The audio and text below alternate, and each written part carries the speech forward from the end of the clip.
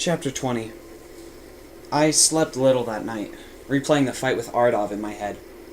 And going out with Tamrat, that too. I felt like I was examining every word of our conversation, reading it like it was all in code and I had to decipher it. I remembered everything I said and I cringed, thinking of 1,000 ways I could have said it better, made myself seem cooler or more interesting. Just after dawn, a knock came at the door, interrupting my sleeplessness. Charles was curled up on his bed, and he stirred a little, but I was awake, and hoping maybe it was Tamrat. It wasn't Tamrat, though. It was Dr. Roop. He was fully dressed and had the gravest expression I'd ever seen on a giraffe creature. "I must speak with you." I went back in, threw on some jeans and a t-shirt, and followed him to his office. He sat in his chair at the other side of his desk and looked at me with his huge dark eyes. "Do you have something you want to tell me?" At this point, there was probably a whole lot more that I didn't want to tell him, so I figured I'd play it as smoothly as possible. Not really," I said. "Very deft." He sighed and lowered his long neck. Then he pointed in the general direction of his snout.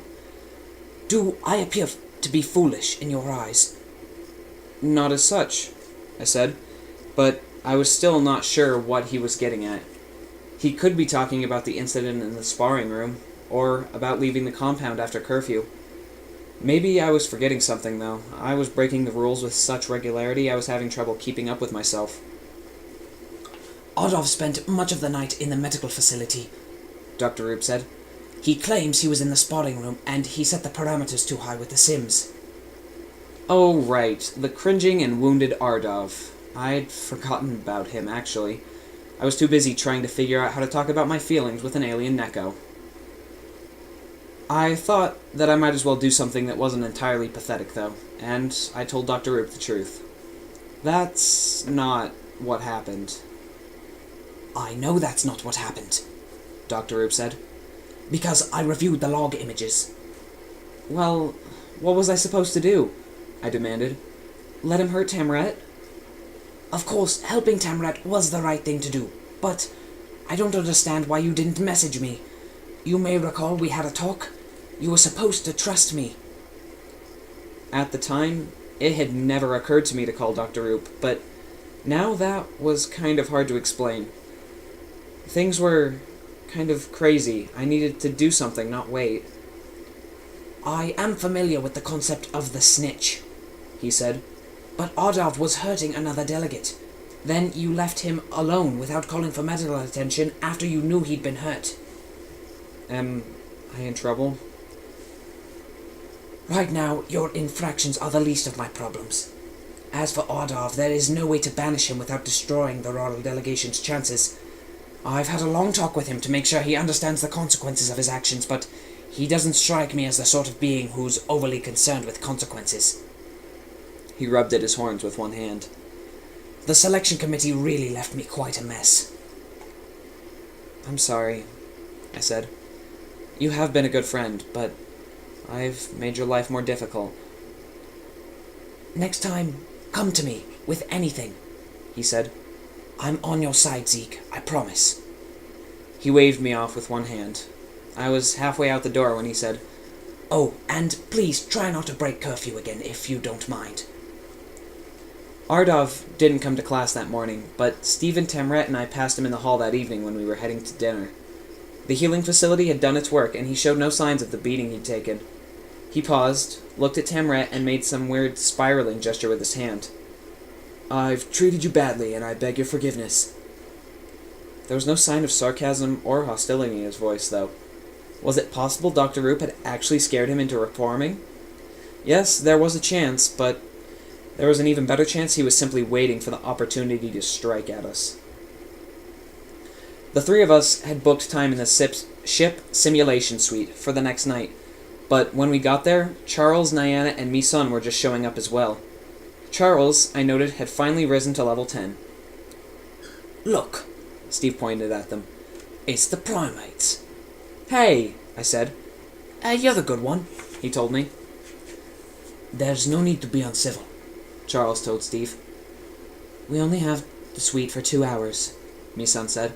Let's not waste our time bickering with the randoms. Tamret put her hands on her waist. Good call. You should use your time trying to learn how to operate a ship instead. For all the good it'll do you. You cannot intimidate us, Charles said, gesturing towards the number floating above his head. You all enjoy name-calling, but there's not one of you above level 9. Have you considered that we simply haven't leveled our points yet? Tamret asked.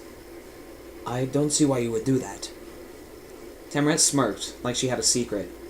You never know. What I know, said Nyana, is that the three of you are never going to catch up, so the normal delegates have to pick up the slack. I held up my hands in a we come in peace gesture. We're all just trying to do what's right for our planets, I said. I know none of this is personal. We all want our delegations to reach 80 levels. And I know you think leaving me out is the best way to do it. I don't agree, but I understand, so how about we end hostilities? He's trying to keep us from the simulation, said Nyana. He figures if we keep talking, we'll lose our reservation. He's trying to be friendly, Tamret said. If you weren't so stuck up, you'd see that. Put your animal on a leash, Nyana snapped. Whoa, hold on, I said, stepping forward. That's not cool. Then tell it to stop meowing at me. Nyana sniffed and turned up her chin. How about we settle our differences in the simulation room? Misan suggested. We'll square off in a battle sequence and we'll see who's victorious. What are we playing for? Nyana asked. This needs to be worth my while. Honor? Steve suggested. Let me know if your universal translator got that one. I know it may be a tough concept for your species. Steve, you do know I am one of them, right? I said. Just go with it, he whispered to me. You're so eager to take us on, Nyana said. Because you've got Zeke. He's the only one of you who's worth anything. You'd never dare take us on if he came over to our side. We'd be a man down, wouldn't we? Steve said. Then, how about me and Zeke against the two of you? Nyana proposed. For an instant, I liked the idea. It wasn't that I wanted to go up against Steve and Tamret. I had nothing to prove by taking them on, and I didn't want to try and beat them, or be beaten by them. But suddenly Nyana wanted me on her team. I had a chance to be with my own kind, to prove once and for all that I was a valuable member of the delegation. Then reality set in. No matter what happened, I was never going to be one of them. It was wishful thinking to believe otherwise. No way, I said. I looked over at Tamret, and her eyes were narrowed, and her jaw was set. She'd seen my moment of indecision. She'd seen I had been tempted to throw them over and run back to my own species. I see Mrs. Price was right about you, Tamret said quietly. No, she wasn't, I told her, and then turned to Nyana. Me and my friends against you and your acquaintances. That works for me, Nyana said. We'll use artificial carriers. And the winner gets all the experience points. The loser gets docked in the equal amount. Winner take all is fine, I said, but you can't take someone else's points. The kitty cat knows how, Nyana sneered. Ardov told me that she's been siphoning off his points, which means she can tinker with the system. So let's play with real stakes. Works for me. Tamret folded her arms across her chest and glared at Nyana. The winning team splits the points between them. The losing team gets an equal penalty. Forget it, I told her. You're not doing that. You'll get caught, and then you're out of here. That doesn't help you or the Rarls. It's not worth it. I won't get caught, she said. And your human friends have to promise not to tell. You can't trust them, I said. We're a totally untrustworthy species.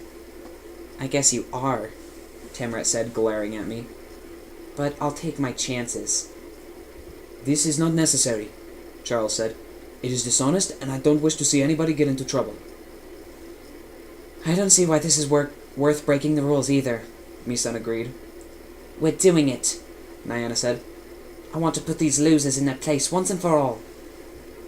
Everyone was against this, except for Tamret and Nyana.